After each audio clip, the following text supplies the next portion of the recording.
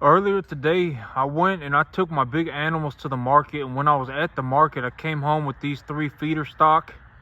So these three, they're bulls, and I bought them for $550 a piece. I got them for $2.50 a pound on the average, and they weigh 250 on the average. And so I paid $550 each for these calves. Back in the day, maybe a year and a half ago, I used to pay $375 for calves like these. I used to pay $350, $375 for a calf like this, and but nowadays everything's gone up. I mean, everything's got, the price of the cattle went up by almost 50% too. I think the price of calves like these went up almost 75%. If you take a real close look at that red one right there, that red one's got a good bit of blubber on him. He's got a good bit of blubber on him, and he's obviously got milk weight on him. So he was just pulled off the cow, and he's got a little bit of blubber on him. And I mean, I still ended up paying $550 for each one of these animals. That red one right there, he weighs 350, and the others weigh 150 each. And so, a year and a half ago, I used to pay like $375, $400 for a calf, like $375, $450 for a calf like this. And nowadays, I'm paying $550. In my head, when I went to the sale barn this morning, I was willing to go to $750 a calf. I legitimately was. I said in my mind, if it comes down to it, I'd be willing to pay $750 a calf. Because right now, so the situation about my farm is that I'm not like a cattle feeder, right? I don't feed cattle. I grow grass, and the cattle harvest it for me. And so if I have a lot of grass, I have a large opportunity to make money, because the cattle, I bring in the cattle to harvest my grass. And so I'm not a cattle feeder. I'm a grass grower. And the calves, they harvest the grass for me. And I got them on this Nutra Beef starter creep right now. And so I had them all in the working chute. Okay, so when I got home, I put them all in the working chute, and I took a look at my vaccination, and my vaccination, it expired like 7 months ago. And so I had to throw the bottle of vaccinations that I had away. So I threw that away. I had left this whole working pen setup open. When I had left it open, and so the big cattle were walking in and out of the working system, and the big cattle had rubbed their head up on my head catch, and so they had rubbed their head on like the lock, and so the head catch locked itself, and I could not open it. So I could not figure out what was going on, because I have never used the locking mechanism on my head catch before. And so, I had them all in the working chute, and I was trying to get them through the head catch, and the head catch was locked, so I couldn't open it. My vaccination was expired, and so at the end of the day, all I had was the Therapies, and so I gave them a dose of Therapies on their head, and it calmed them down. It calmed them down very quickly. And so, when all things are considered, it went about as good as it could, right? That's why I always say plans are not made for perfection. They just to give me a direction.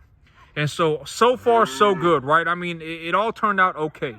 I ended up with 3 calves. I couldn't give them their first shot of vaccinations, but I did give them their Therapies, and I got them on a starter creep.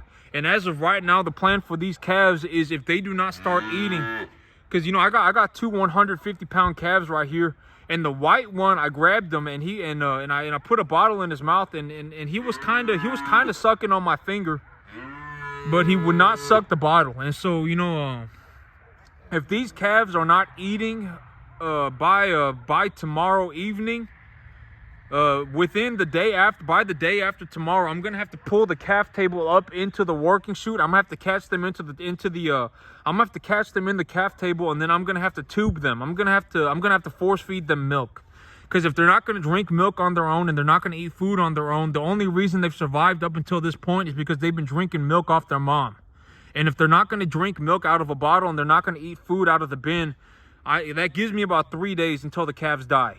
So, by about the day after tomorrow, if the calves are not eating, I'm going to have to catch them in the calf table. I'm going to have to pull the calf table over to the working system.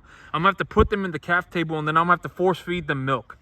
and until they're about 200 pounds. And so right now that's the plan.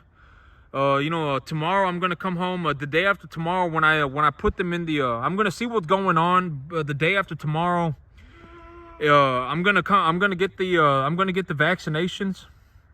I'm gonna get a new bottle of vaccinations, and when I get the new bottle of vaccinations, I'm gonna run them through the chute. And when I run them through the chute, I'm gonna figure out their milk situation. And when I figure out the milk situation, I'm also gonna get them vaccinated.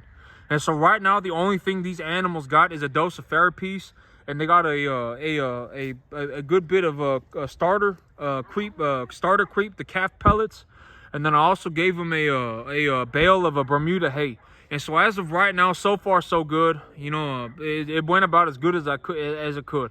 And so these animals, these are the 3 that I came back with. I got a picture of the receipt, so I'll post that. And then y'all can see, I bring home, the big idea for the cattle. The big idea is that I bring them home somewhere between $550 to $750. This is the calf table. I'll need to pull that over there with my tractor. And if necessary, because I think they're too small for me to catch with just my working system. I have a head catch on my working system, but I think it's too big. I don't think that they're going to be able to fit in it. And so if they can't fit in it, I'm gonna have to move this over there with my tractor, and I'm gonna have to grab them in this thing so that I can give them the vaccinations and I can tube them with some milk. Because if I don't give them milk, if they're not drinking milk and they're not eating solid food, and like they're having a diarrhea, if they're having diarrhea, that's also a sign that their gut's not developed properly, and so I'll need to force feed them milk anyway. And so here in about 2 days, if the animals are not doing good, whether the animals are doing good or not, I'm gonna have to run them through the chute, and I'm gonna have to give them a shot of vaccinations. And when I give them the shot of vaccinations, I'm also gonna decide then, do I need to force feed the animals milk? Because if I have to tube them with milk, I need to do it at that point, because if not, they're gonna die. Legitimately, like if I don't do it, they're gonna die. And so that gives me 2 days to get that figured out. This is the calf table, and but right now it's going okay. So the big idea with my farm, right? The big plan, the overarching idea, right? The big plan for, like, what is my business plan, right? The big idea for the business plan is that I bring in the feeder stock. I bring them in light. I bring them in for about $550, $750 each. So I'm gonna bring in real small calves, somewhere between 2 to 3 weight, and I'm gonna bring them in for $550 to $750 each. And then I'm going to get them up to about 800. And when I get them to 800, I should average out at about 1,500 each. And so, so my big plan right now is like, okay, so if I bring in these animals for 550, right? And I sell them for 1,500. If I put so the big idea is to run through 120 calves a year. So if I do 5 calves, if I bring in 5 calves every 2 weeks, that turns into 120 cattle a year.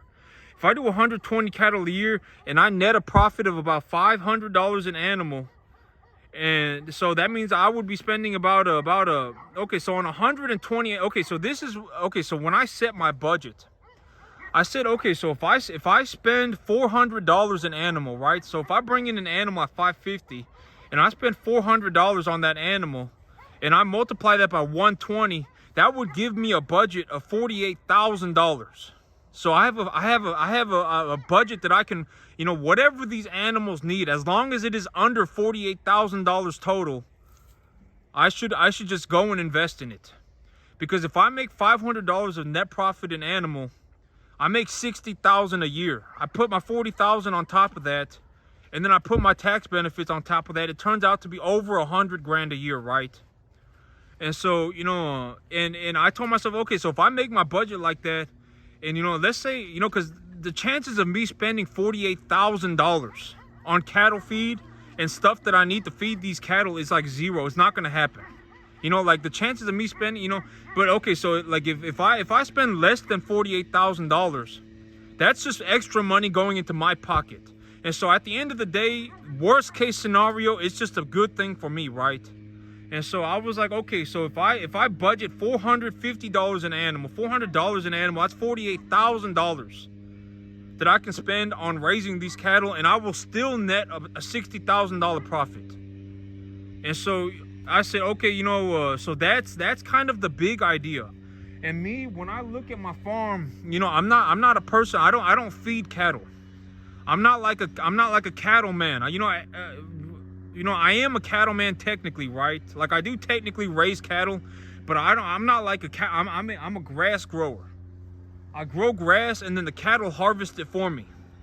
And when the cattle harvest it for me, if I grow a very good quality crop of grass and the cattle harvest the very, very good quality crop of grass for me, I get paid. And so, right now, that is kind of the big idea. Hey, leave him alone. That is the big idea. And so right now, this morning, when I went and I bought the cattle, I bought them for $5.50 each. I bought them for $5.50 each on the average. And right now, if the animals do not eat by tomorrow morning, by tomorrow evening, if the animals are not eating, I will have to get them some milk. I will have to get them forcibly drinking milk if necessary. And so right now things are going good. I took my big animals to the market this morning. Here in 2 weeks, I'm not exactly sure when I'm going to be taking more cattle to the market, but when they're ready to go, because I don't want to pull all of my big animals off of my field right now because I have so much grass. I mean, the grass is coming in like nobody's business. I mean, I still have, my grass up in the front is still like a foot tall, and the grass in the back is even better. And so, I have an exorbitant amount of grass right now. And, these cattle, no matter what, they're not going to be able to eat all of it. And so I don't want to pull all of my big animals off of the field. Because whether I raise 20 cattle or whether I raise 40 cattle or whether I raise 60 cattle, it's going to cost me the same amount of money. And if the grass goes to seed and the grass dies, I'm going to have to go over the field and I won't even be able to replant my grass, and new grass will not germinate until the soil is warm enough. And so no matter what, the best thing for me to do is harvest this grass as soon as possible. All of it. Graze it to the ground, legitimately. Don't leave anything, if possible. But to do that, I need a lot of cattle. Like, if I were going to graze this grass right now, I would need over 100 animals. And so, I don't want to get rid of my big animals too quickly, because if I get rid of my big animals, only the small animals are going to be left, and the small animals are going to be walking around on this grass, and then the grass is going to grow too much, and then it's going to go to seed, and then I won't be able to harvest the grass. And so, and then I start running into a situation where, okay, the grass has gone to seed and it died and it's cold outside and it's not wet and it's dry. I can't germinate anything when it's cold, dry. And and when it's cold and dry, I can't germinate anything on my field. Even if I plow it up and re-drill it, it's not gonna germinate.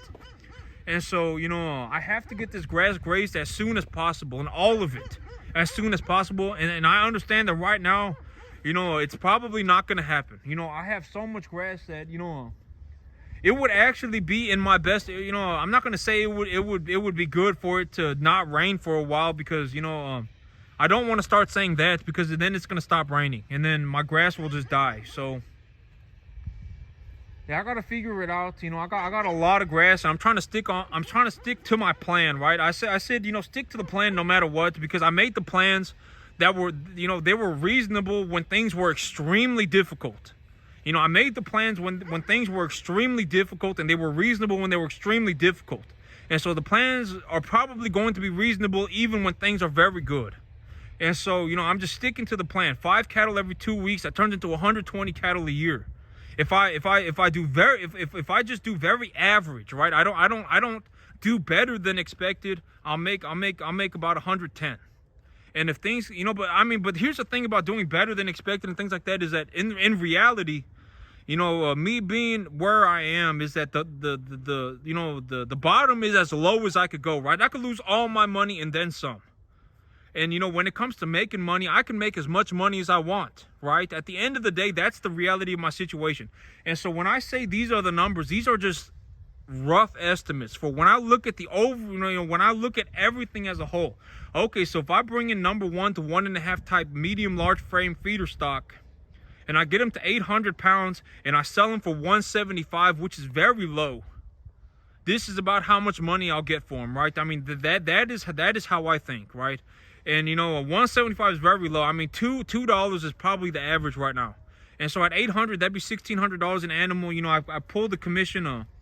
But even at 1,400, and you know, the thing is, I'm not going to spend $48,000.